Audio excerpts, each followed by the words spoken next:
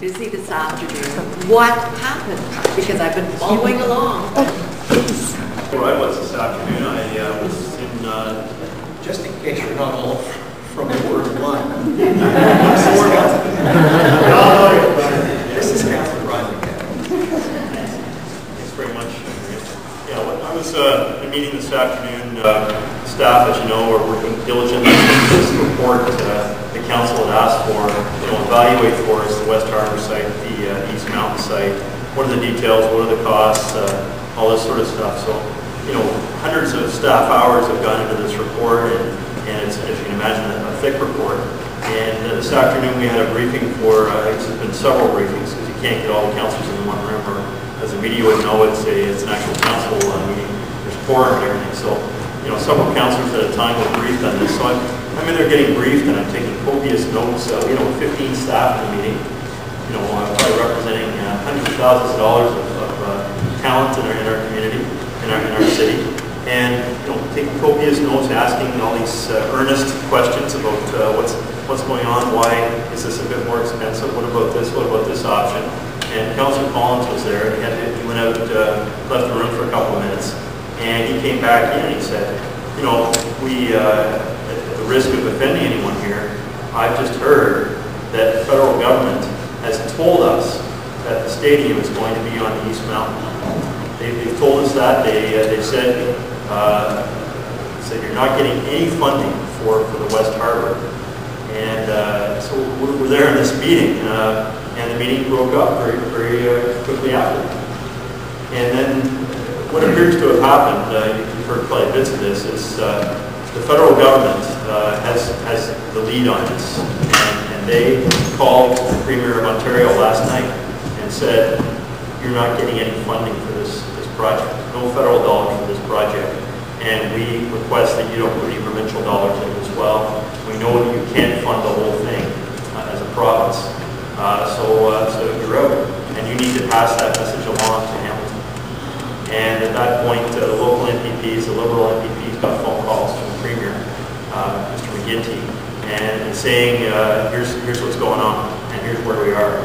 And about an hour ago, I had a call from Sophia Ionitis, the MPP from the Mountain, Ted McNeek, the MPP for Westdale, further west, and they explained it to me in detail. And they're both, I can tell you, shattered by this decision. They spent a lot of time as well in their positions as MPPs advocating for this, and they said off the record, but I think you can probably guess they're both supportive of the West Harbour. It appears that various newly appointed senators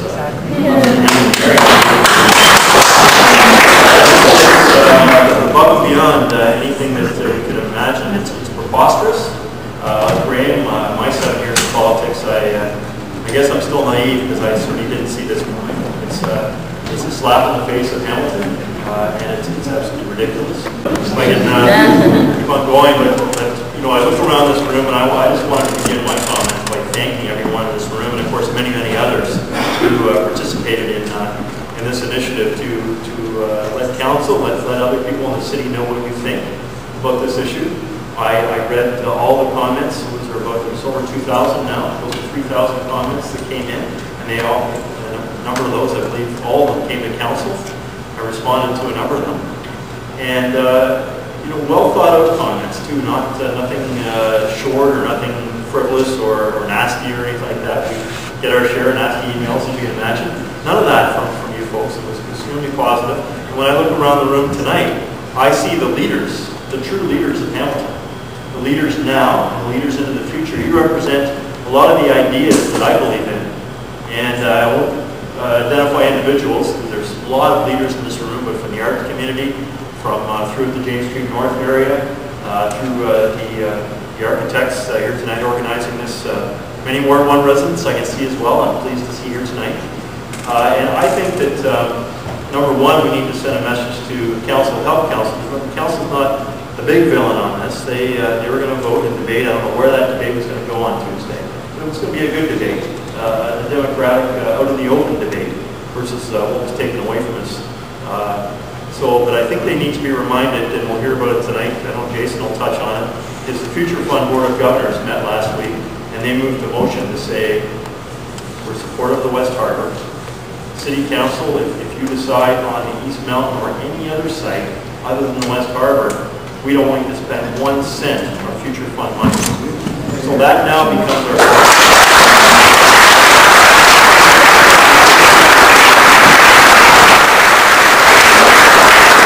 So I would think if you are communicating, you can communicate with the federal government and say whatever you want. I'm not going to be doing that, but in terms of City Council on Tuesday, which is the immediate initiative, ask them to please consider stepping back from this project at this point. Absolutely. You got to stay positive. This is a fantastic energy that's been produced as a result of our city, our future, and we still need to do something with that energy. And you know, we bought 20 properties down on the West Harbour. We own 20 properties. We spent $7 million plus. We've got a big stake down there. We all do. I mean, when I say we, it's city money, it's your money that's been spent down there. And there's now what we need to do is to look at what else we can do in the West Harbour. What sort of initiative we can do down there. You know, is there the Y is looking at some places to go in Hamilton. Is there a role for the Y down there? Are there arts initiatives that we could go on down there? Other things, just the facts of the issue, the setting sail secondary plan and the Ontario Municipal Board hearing where we've been in for many years now. No progress on that I can see in terms of residential. CN is still saying over our dead bodies, and it's a pretty big dead body. So we're not getting anywhere at this point on the residential, but there's lots of other opportunities down there. We actually have the property down there, and we have control, therefore, of what we might want to develop as a city, of what you might want to see developed in the West Harbour. So that's the positive news, I think. And I'll finish my comments, I haven't gone too long. Happy to answer questions or talk afterwards after the other folks have spoken. Just to demonstrate my admiration for another individual who's been a key part of that, of this effort, and that's Mayor Hauser. He's put himself on the line time and time again for many, many months, making it very clear that the West Harbour is the only location that makes any sense at all, that has that kind of legacy city building initiative.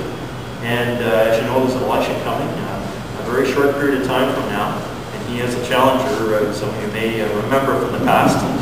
I would ask you to take this opportunity as well to show support for Mayor Hauser and the incredible work that he's done on this. It's fine for a city councillor in Ward 1 where I've had a lot of support for the West Harbour, clearly.